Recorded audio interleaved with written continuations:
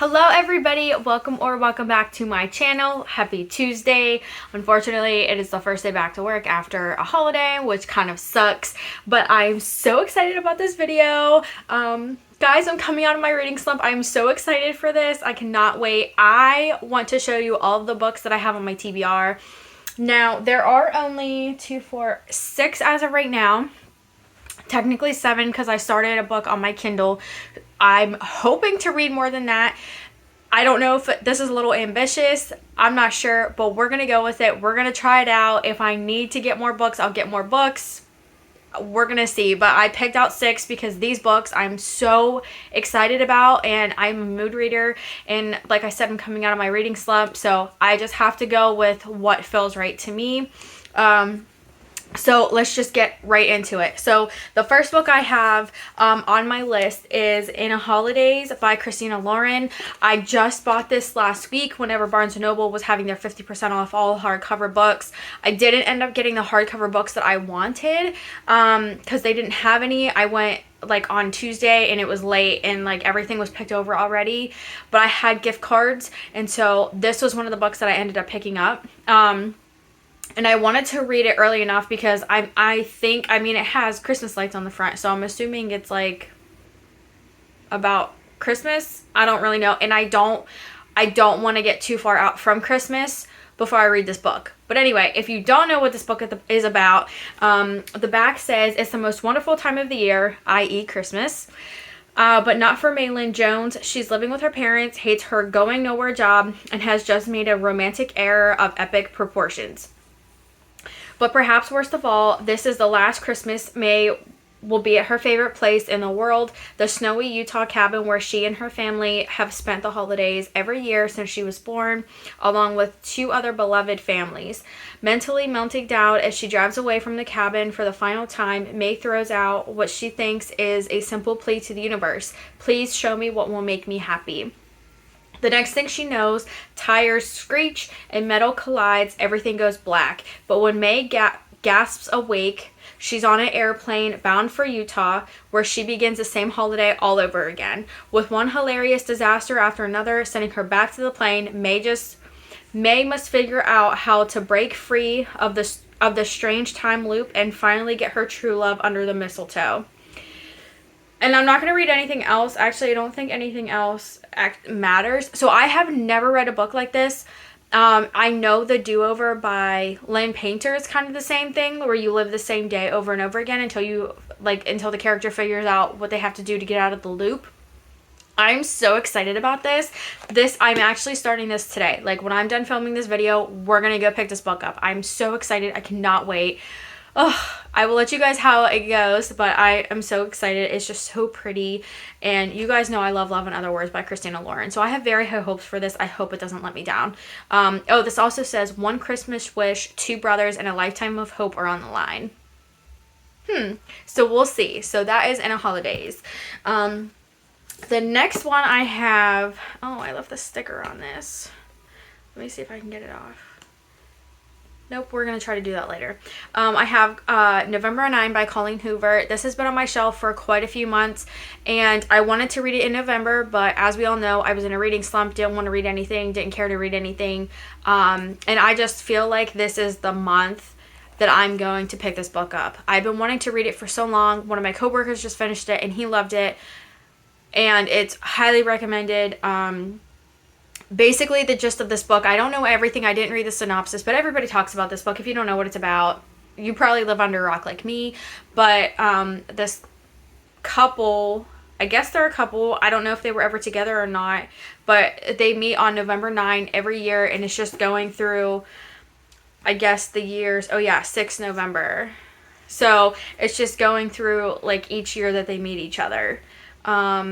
And it's Ben, and let me see if I can get her name. Ben and Fallon. So I'm super excited. I love Colleen Hoover. It's just another one to check off on my list of her books. But I'm so excited for that. And then I have Apples Never Fall by Leanne Moriarty. I, again, have had this book on my shelf for so long. I actually think I have another one of her books that I haven't read yet. No, maybe this is it. Maybe I'm thinking of something else. I'm thinking of Ruth Ware, but which I have to get to those books too. I digress. This isn't part of the video. But anyway, so I don't know. I'm just feeling the vibes. Like, I'm just feeling it. I have read every single one of her books. I love her writing.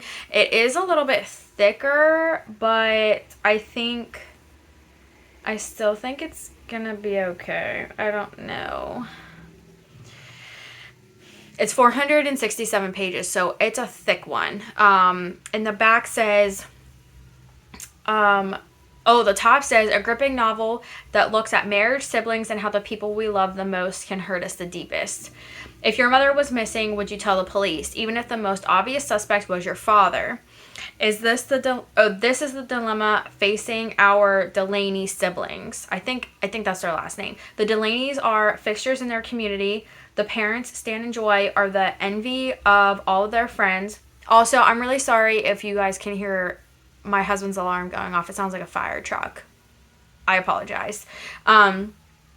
Where was I? Envy of all their friends. After 50 years of marriage, they finally sold their famed tennis academy and are ready to start what should be the golden years of their lives. So why are Stan and Joy so miserable? One night, a stranger named Savannah knocks on Stan and Joy's door, bleeding after a fight with her boyfriend. The Delaneys are more than happy to give her the small kindness she sorely needs.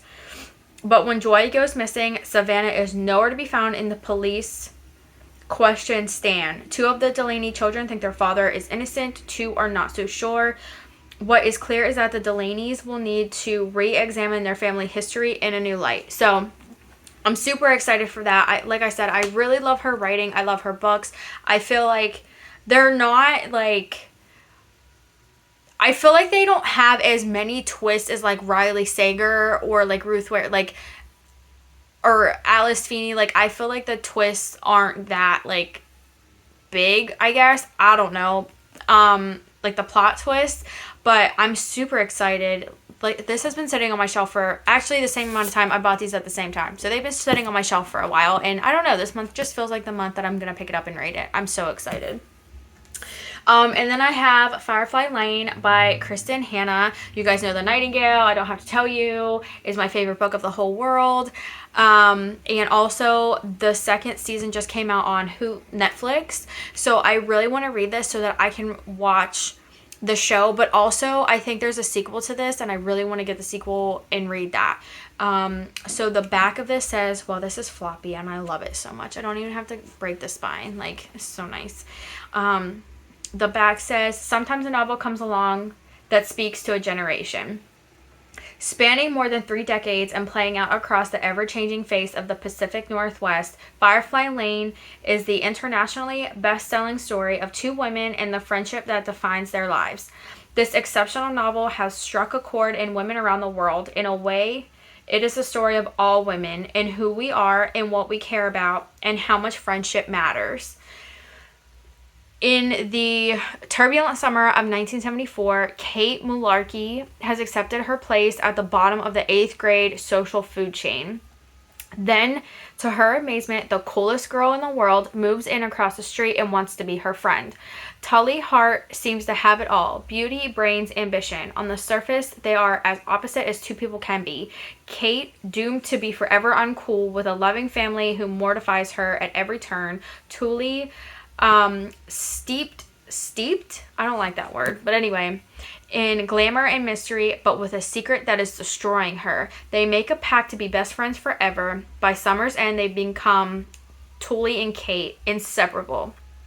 For 30 years, Tully and Kate are there for each other, weathering the storms of friendship, jealousy, anger, hurt, resentment. They think they survived it all until an unexpected betrayal tears them apart and puts their courage and friendship to the ultimate test. I'm so freaking excited. I cannot wait. This book has honestly been calling my name for months and months and months, and I'm so excited. I hope it lives up to the hype. I hope it gives me the same feeling that The Nightingale does. I'm so excited. I cannot wait. And I'm sorry that I keep saying that I'm so excited, but when I tell you guys, like, I'm so happy I'm coming out of this reading slump, you guys have no idea. Like, it just makes me feel so good. We're starting off the new year on a great note.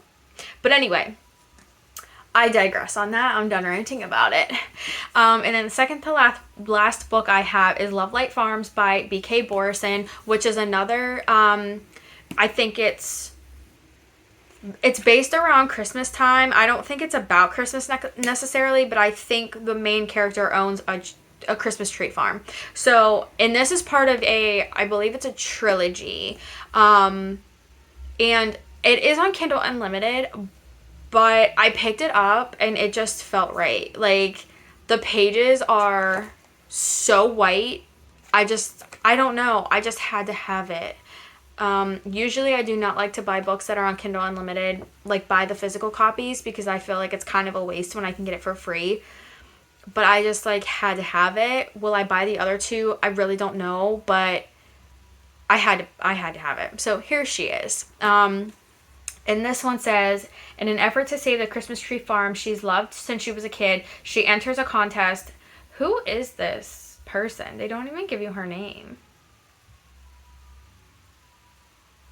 I don't know. I'm just going to keep reading.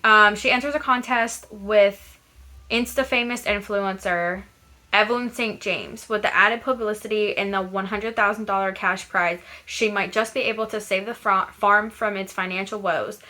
There's just one problem. To make the farm seem like a romantic destination for the holidays, she lied on her application and said she owns Love Light Farms with her boyfriend. Only there is no boyfriend. Enter best friend Luca Peters. So it's fake dating, which I'm kind of getting into. So I'm so excited for that. Like I said, I kind of it just felt like a wintry read. So I just kind of, this was also one of the books that I got at Barnes & Noble last week, and when they were having the sale, when I bought a whole bunch of paperbacks and no hardcovers. But anyway, yeah, I'm so excited for this. I cannot wait. Oh! Anyway, and then the last book, which I actually already picked up and read. I'm not going to tell you my feelings on it at all, but I started it on Christmas Day, which was Sunday, and finished it yesterday on Monday. But anyway, I got it for Christmas, and it had been calling my name since I got it, and I just knew it had to be my first read of 2023, and the only thing I will say is I'm glad it was, because I loved it. Okay, I told you anyways. But anyway, so that is The Bodyguard by Catherine Center. So this book, it's a romance. It's a fake dating trope. So I actually, how do I forget her name? Hannah Brooks becomes his bodyguard. He is a